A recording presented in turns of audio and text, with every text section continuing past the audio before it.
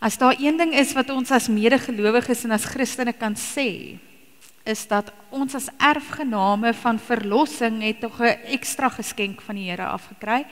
Jesus het vir ons feeste gegee, né? Die eer om te kan partytjie hou.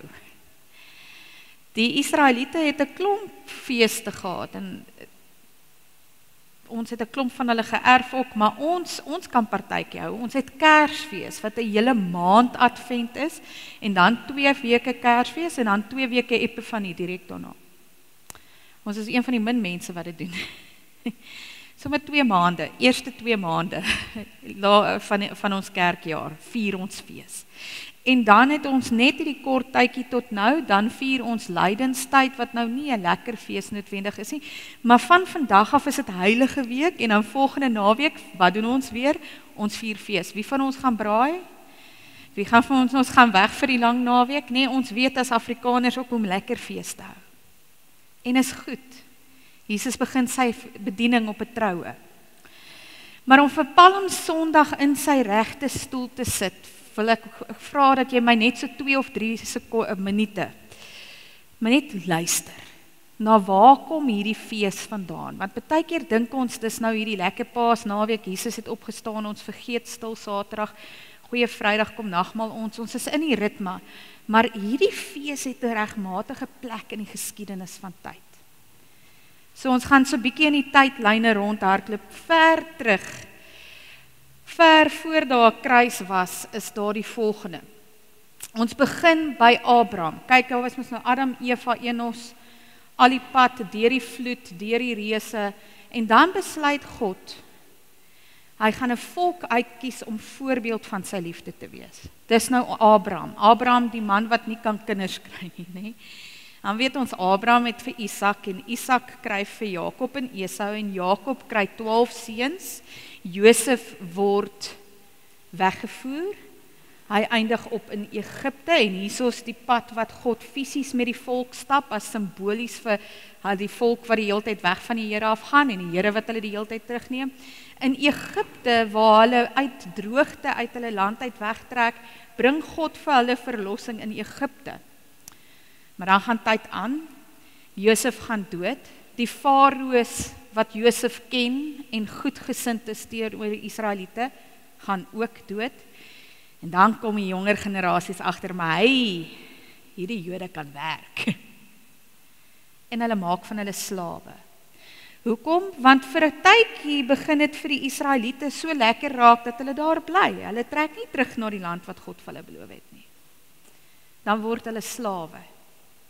En dan weet ons, daar is geskryf in party van die tekste dat daar so baie van die Israelitiese seuns vermoor is dat die Nyl rooi gevloei het. Dis nou voor die bloedplaag.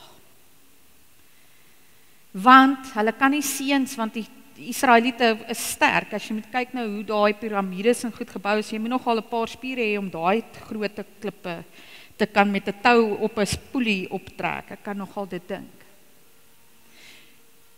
Dan kom Moses. Riet, mandjie, geen krokodil eet hom nie, hulle seker lekker vol geëet. En hy eindig op in die farao's huis weer. En Moses word die ou wat nie vir die farao sê wat die farao wil hoor nie. Hy word die ou wat weghardloop in die woestyn, die Here gaan hoor, en die Here stuur hom terug om sy mense terug uit Egipte uit te red, amper sê ek Jerusalem. En dan op daai 10de plaag. 10 plaag om te wys God is groter as die gode, die 9 gode van Egipte. Die 10de plaag, want beyond die 9 gode, groot gode van Egipte, is God selfs koning oor die dood. En dan ken ons die ritueel, ons vertel dit hopelik elke Paasfees, soos wat Exodus vir ons leer ons moet. Dan het ons wat die Israeliete en Jode vandag Pasga noem. Dis waar ons Paasfees vandaan kom. Pasga word ingestel as, skus, is ek buite die kamera, ek klim in hom, ek sal ophou beweeg, ek beloof. Nee, dan is ons by Pasga, en in hierdie belofte is mos onthou, hulle het bloed op die deure geverf, en hulle het geëet, lamme geslag, en gebraai tot alles op is, en toe moes hulle soveel eet, dat daar nie 'n krieseltjie vet van die lam oor is nie, klomp plat brode met die meel wat oorgebly is gehou, als wat hulle kon byt, terwyl hulle pad uit Egipte uit, hier gat hulle, deur die Jordaan, ons ken die geskiedenis. Dis waar ons fees vandaan kom. God, wat ten spyte van ons vas sit, red. Dis die wortel van Paasfees. Nog nie by Palmsondag nie, nog net so minuut, fast forward deur so 'n paar duisend jare van priesters, profete, twee van hulle wat ons gaan noem, want hulle is relevant tot die erediens vanmôre, Sagaria en Jesaja, maar ons ken die res ook, alibad tot by Maleagi, het die Here die heeltyd hierdie fluisteringe, ek het julle gered, ek is die lewende God van Abraham, Isak, Jakob, julle voorvaders, ek sal vir julle 'n Messias stuur. En daar's tydelike redders reg deur die tyd. Ek meen koning Dawid is een van hulle, Sagaria is verseker een van hulle, Nehemia is een van hulle, party selfs van die Persiese konings, maar nie een van hulle vervul hierdie profete se Messias, die een wat ons finaal kom verlos nie. Maar hier's wat gebeur oor daai duisende jare. Hoe langer die ouens wag, hoe meer begin hulle droom, dink en verwagtinge maak van wie die Messias moet wees. Hulle begin vir hulle boksies bou.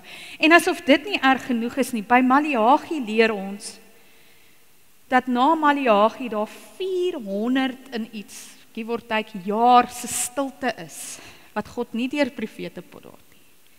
Wat hulle net hierdie belofte het, 'n Messias gaan kom, maar niks. So hulle verwagtinge bou op, hulle begin hulle eie perspektiewe bou, en ons gaan nou kom by die lysie van wat hulle verwag, wanneer ons nou klaar gekyk het na wat Palmsondag is. Ek hoop julle weet, Johan het gesê ek het 2 ure vanoggend, so maak jou ore gereed. Ek sal daarom nou nie 2 ure nie, net 1 uur en 'n half. Maar dan is hulle by Jesus. En wanneer Jesus op die toneel kom, weet ons klaar, hy is bietjie vreemd. Op 'n stadium, wanneer Jesus net begin preek, dan vra die mense, wie is hierdie man, dat hy in so verstaanbare taal preek? Hoekom verstaan ons hom, ons verstaan nie die ander rabbies nie? Hoekom is hy so anders? Hulle kom dit agter, en dan begin hy wonderwerke doen, nee, en dit is altyd 'n bonus. Ons almal wil 'n profeet hê wat kan ons heel maak en gesond maak, sonder dat ons iets moet bydra. Dis nie heeltemal hoe Jesus gewerk het nie, maar dis hoe ons dit interpreteer soms. Dan begin hy rondtoer, hy begin sy tempeldienste doen, en ons sien hy krap 'n paar vere om vir al die fariseërs en die priesterhoofde, nee, van die Sanhedrin. Ons sien hoe die politiek al hoe meer tens raak. En dan sien ons na 3 jaar van bediening, is Jesus nou op pad terug Jerusalem toe. Vir die laaste maal is hy op pad terug Jerusalem toe. En dit bring ons by Palmsondag. En as ek nou gaan slim wees, gaan ek die knoppie druk en die Bybel oopmaak. Fantasties, dis hy. Kom ek probeer sommer van die skerm aflees, kom ons doen dit. Matteus 21 vanaf vers 1 tot 10. Toe hulle naby Jerusalem kom en Betfage aan die Olyfberg bereik, het Jesus 2 disippels vooruitgestuur en vir hulle gesê, gaan na die dorpie daar reg voor julle. Net soos julle inkom, sal julle daar 'n donkie kry wat vasgemaak is en 'n vul by haar. Maak haar los en bring hulle vir my. En as iemand vir julle iets daaroor sê, antwoord dan, die Here het hulle nodig. Hy sal hulle gou weer terugstuur. Dit het gebeur sodat die uitspraak van die profeet sou vervul word. Sê vir Sion, kyk, jou koning kom na jou toe. Hy is nederig. Hy ry op 'n donkie, op die vul van 'n pakdier. As jy skieurig is oor waar dit staan, is Jesaja 62 of Sagaria 9. Die 2 disippels het toe vooruitgegaan en gedoen wat Jesus hulle beveel het. Hulle het die donkie en die vul gebring, van hulle klere op hom gesit, op die diere gesit en Jesus het opgeklim. Die grootste deel van die skare het van hulle klere op die pad oopgegooi. Ander het takkies van bome afgebreek en dit op die pad gestrooi. Die mense wat voor Jesus geloop het en die wat agter hom aangekom het, het begin uitroep. Prys die seun van Dawid, loof hom wat in die naam van die Here kom. Prys hom in die hoogste hemele. Toe Jesus in Jerusalem ingaan, het die hele stad in beroering gekom. Wie is hierdie man? Een treukie verder, net om ons almal by mekaar te kom, ek het begin met die geskiedenis, en ek het gesê, in hierdie geskiedenis het verwagtinge van God opgebou, né?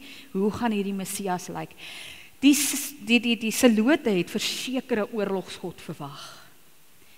Iemand wat gaan kom, en al die vyande van die Israeliete gaan van die aarde afstroop, en Israel as hierdie volk God regeer, en almal gaan kyk, en vir Israel bang wees, as gevolg van hulle God. Party van die Sadduseërs, lees ons uit van hulle vroeë tye se tekste uit, dat hulle meer 'n politieke Jesus verwag het. 'n Messias wat mooi hulle plekkie vir hulle gaan oopredeneer, nie so baie bloed en oorlog en 300 gladiator styl nie, bietjie meer moderne politiek, nee? Maar weer eens ten gunste van die Israeliete. Baie van die Israeliete het 'n wonderwerker verwag. Iemand wat net gaan inkom en al hulle issues wegvat. Nie so seer die politiek nie, nie so seer die oorlog nie, net bloot van die feit dat helfte van hulle kinders moes verkoop aan slawerny, net omdat hulle skuld wat hulle nie gemaak het nie, moes terugbetaal. Hulle wou net hulle families hê, net groei. Klomp verwagtings van wie Jesus moet wees, 'n volksheld, 'n oorlogheld, 'n politieke mag, 'n fisiese redder, 'n wonderwerker, iemand wat ons kom net uithaal en op 'n ereplek sit, nie te veel van ons vra nie.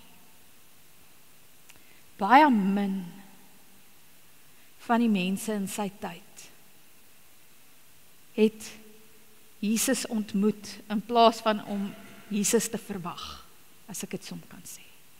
Hulle het toegelaat dat hulle verwagtings van wie hulle dink die Messias moet wees, oorskadu wie Jesus is. So nou kan ons dink, hoekom deur hierdie 3 jaar Jesus 'n paar ouens se vere lelik omgekrap het. Want in plaas van die Romeine aanval, sê hy vir die Israeliete wat hulle sondes is. Hy oordeel hulle nie, hy noem dit net, in sulke mooi stories, sodat hulle dit self kan besef. In plaas van oordeel oor sondes, bring hy vergifnis. Is hy 'n wonderwerker verseker, maar nie vir die wat dit verdien nie, vir almal. Vir die onverdienstes, kom maak hy heilig. So radikaal anders. En Jesus het geweet hierdie vraag rondom wie hierdie man is, gaan opkom. En daarom hou ons so 'n week, dalk 2 weke van gesprek wat Jesus met sy disippels om 'n lekker braaivuurtjie hou uit Matteus 16 vir vandag stil ook. Dis die laaste teks wat ek lees, ek beloof. Matteus 16 vanaf vers 13. Toe Jesus in die streke van Caesarea Philippi kom, het hy vir sy disippels gevra: "Wie sê die mense is die seun van die mens?" Hulle antwoord: "Party sê Johannes die Doper, party sê Elia, party Jeremia of een van die profete." Maar julle, het Jesus gevra, "Wie sê julle is ek?" Simon Petrus antwoord: "U is Christus, die seun van die lewendige God." "Gelukkig is jy, Simon van Barjona," het Jesus vir hom gesê, "want dit is nie mense wat dit aan jou geopenbaar het nie, maar my Vader wat in die hemel is. En ek sê vir jou, jy is Petrus, en op hierdie rots sal ek my kerk bou, en die magte van die doderyk sal dit nie oorweldig nie." Natuurlik die rots, nie Petrus die mens nie, maar die getuienis van Petrus, nie? Van ons geloof, is dat Jesus die seun van die lewende God is. En dan sê hy hierso, selfs die dood gaan hom nie oordryf nie, en partykeer dink ons die kerk en goed nie, Jesus praat hier van sy dood wat kom. Ons is op pad soontoe. Hier is nou die vraag om al hierdie stories nou mooi by uit te kom. Al hierdie ouens het 'n verwagting van wie Jesus moet wees. Ek en jy het die eer om 2000 plus minus 10 jaar na hierdie verhaal die hele storie te ken. Ek en jy het die vermoë om te weet ons word groot met hierdie ritme. Heilige Sondag kom as jy in 'n wonderlike gemeente is met 'n leraar wat baie lief is vir jou en baie moeite doen. Soos julle sin, dan gaan julle elke aand hierdie week 'n stukkie van Heilige Week van die dag vir dag tot en met die kruis kom beleef. En Vrydag huil ons. Nie net oor Christus wat gekruisig is nie, maar sommer oor alles wat verrot is in die wêreld. En Saterdag saam met die disippels wat stil was want hulle was bang, bly ons stil en ons is rustig en ons doen nie te veel nie. Maar Sondag eet ons en ons braai en ons fees vier, want Jesus het selfs die dood oorwin. Maar wat ek die afgelope tyd in my lewe ervaar en leer ken in myself en by ander, is dat ons verwagtings van wie Jesus moet wees, nie noodwendig is wie Jesus vir ons is nie. Hierdie 2 tekste op hierdie Palm Sondag kom vra vir jou, wie sê jy is Jesus? Ek wil dit makliker stel, wat verwag jy van Jesus? Verwag jy dalk 'n volksgod, 'n kulturele held, iemand wat ter ere gaan bring wat jy dink goed is en reg is? Verwag ons dalk 'n oordeels Christus wat uiteindelik gaan kom en almal gaan vervloek wat sondaars is en red wie ons dink volgens ons perspektief reg is om vergewe te word? Verwag ons dalk 'n redder wat so Superman net moet inswoep en ons uit al ons drama uithaal want ons het genoeg. Ons hoef net die nuus oop te maak, nê? Wie sê jy is Jesus? Watter verwagtinge het jy al deur jou lewe gebou? Vooropgestelde perspektiewe van wie jy dink Jesus moet wees. Want sien, almal het 'n idee gehad van Jesus. Nie net die Christene nie. Pilatus het nou nogal gedink, hierdie Jesus is maar 'n passiewe ou vir 'n koning. Herodes het gedink, hierdie Jesus is daar maar waansinnig as hy mos nou 'n koning is, waar is sy koninkryk? Hy het dan nou nie, nê? Almal was verward want hulle idees van Jesus het kort gekom. Was nie net die ouens wat Palmdag gesê het, seun van Dawid, prys hom en 4 dae later by die kruis gaan skree, ketter, kruisig hom. Nee. Sy eie disippels, Judas, sy verwagtinge van Jesus is so 'n teleurstelling vir hom dat hy Jesus gaan verraai. Dit het gegaan oor die geld nie, dit het gegaan oor sy verwagtinge. Petrus, hierdie man wat net 'n paar weke voor sy getuienis is, Jesus die seun van die lewende God, raak so bang oor die verwagtings in sy hart wat nie vervul is nie, dat hy Jesus verloon. Nie net 1 keer nie, maar 3 keer.